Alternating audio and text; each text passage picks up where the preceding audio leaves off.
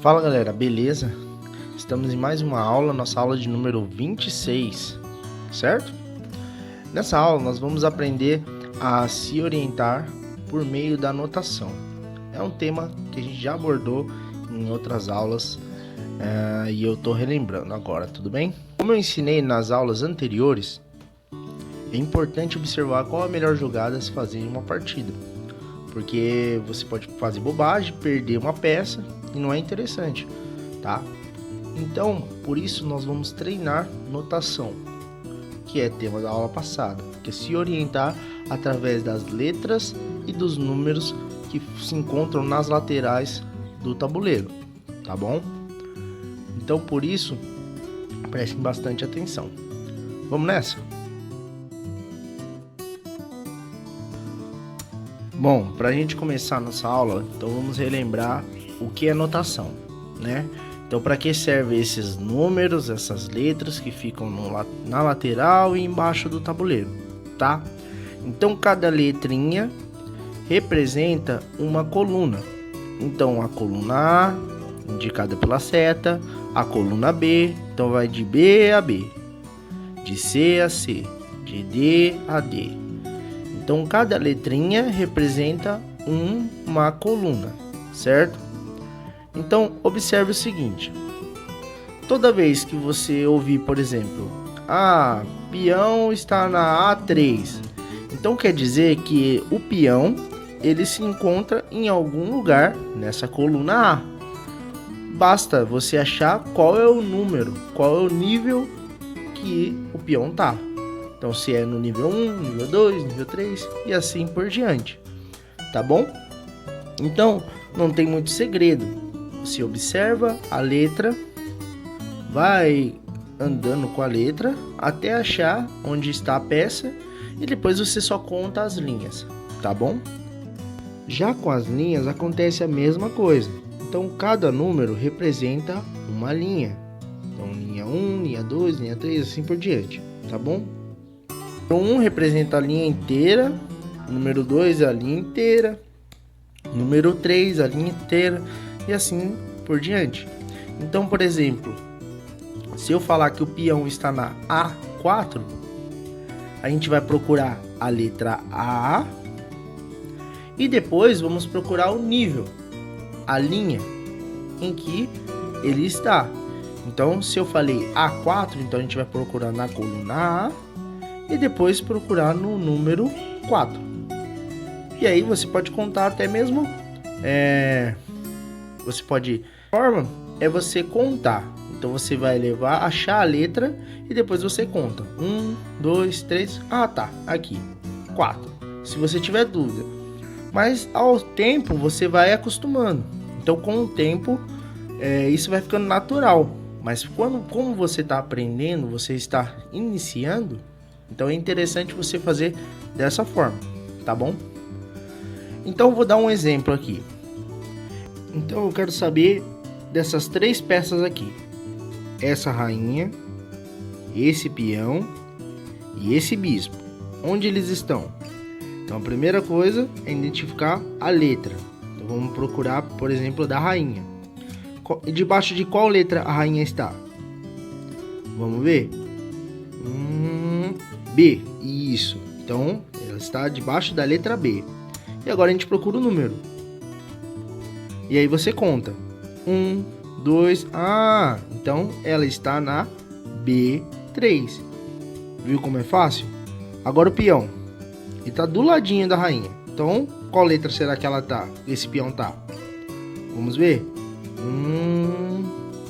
Isso. O peão está debaixo da letra C. Certo? Legal. Então, se ele está debaixo da letra C, agora a gente precisa saber só qual número, qual nível ele está. Então, vamos contar. 1, 2... tá. Então, ele tá na 3 também. Então, ele está na C3. Viu como é fácil? E esse bispo aqui? Esse bispo tá mais fácil. Esse bispo, ele tá na casa qual? Isso, na letra E. Ele tá na casinha da letra E. E qual é o nível que o bispo tá? Isso, nível 1. Então, é muito simples. Percebeu? Assim a gente se orienta ao longo do jogo, saber onde estão nossas peças, tudo bem? Bom, agora que você já aprendeu ou já relembrou, vamos usar essas instruções para elevar esse bispo que está nessa casa para essa casa, dessa forma.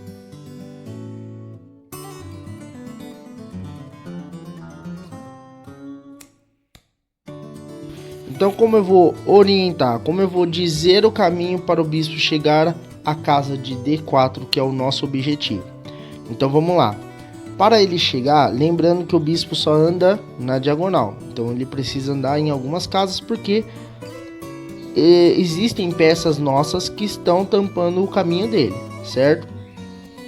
Então, primeiro de tudo é observar qual as casas livres que o bispo pode se movimentar. Então, nós percebemos que para ele chegar na casa de D4, ele precisa andar por essas duas casas, por essas três casas. Então, o primeiro movimento, vamos levar o bispo da casa que ele está para a casa de D2. D2. Então, a gente procura a letrinha D e a linha 2. Achamos. Então, vamos levar o nosso bispo para essa casa, dessa forma. Levamos o nosso bispo dessa forma, agora ele tem uma casa disponível para ele andar, que é a casa de E3. Então a única casa que ele pode andar é E3. Então a gente vai movimentar o bispo para a casa de E3, dessa forma. Movimentamos o bispo para a casa de E3, agora a única casa que ele pode andar também é a última casa, que é a D4, que é a casa que a gente queria. Então vamos levar. Colocamos nosso bispo dessa forma, concluímos o nosso objetivo, que é movimentar o nosso bispo através da notação, certo? Viu como é simples?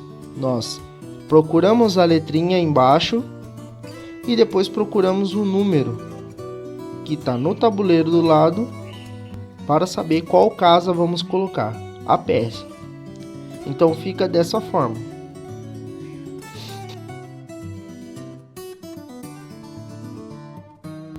Bom, nesse exercício eu pretendo trabalhar a notação, como a gente viu no primeiro exercício, mas também vamos observar quais são as melhores jogadas para dar checkmate naquele rei que está lá no cantinho ali, isolado, e levar o nosso bispo para essa casa aqui, certo? Então vamos lá. Bom, como já movimentamos o nosso bispo para a casa de D2, agora é a vez das negras. As negras, elas estão atacando aquele peão na casa de C5, e depois que o bispo capturar aquele peão, a torre em F2 ficará sob ataque.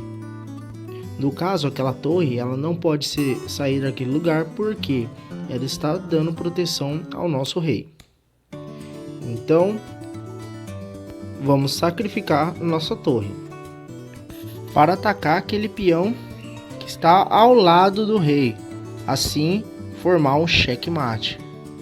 Como não movimentamos a nossa torre, o bispo agora irá capturar a nossa torre e colocando o nosso rei em xeque. Nosso rei ficando em xeque, ele só terá uma opção: capturar o bispo na sequência. Sem um bispo para nos atrapalhar, podemos agora movimentar nossas peças livremente no tabuleiro e armar um checkmate. Então agora movimentaremos o nosso bispo para a casa de F4 para na sequência darmos o checkmate nas negras, colocando o bispo na E5. Porém, as negras colocarão seu cavalo na casa de E5 para, de uma forma, tentar proteger o rei. Porém, é inútil essa jogada, porque ela será capturada e não haverá nada que as negras possam fazer para fugir do checkmate. Pronto, sem bispo nem cavalo, temos checkmate nas negras.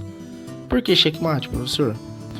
Pois a rainha está atacando as casas em que o rei poderia fugir.